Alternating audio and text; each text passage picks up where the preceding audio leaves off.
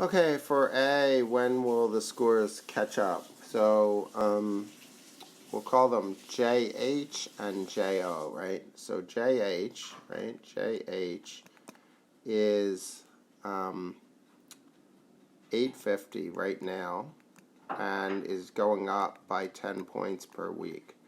And JO, right? Joman, right? He currently has a 570, but it's growing by 50 points per week. And they want to know when they'll be equal, so we set them equal. 850 plus 10W equals 570 plus 50W. Subtract 10W from both sides, and we get plus 40W. And then subtract 570 from both sides, right? So what is that? That's 380, right? 280, sorry. 280 equals 40W.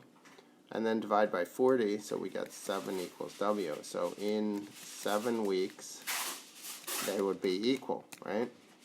Okay, and if the SAT is in 12 weeks, who will score highest? Well, you have two ways. You could substitute 12 into both of these, expressions if you want. But you could see that JO is growing at 50 per week, right?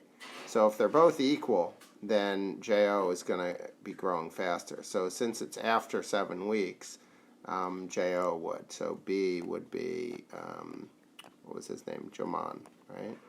Joman would. And you could put it into each expression, but it's clear that Joman would have the higher score.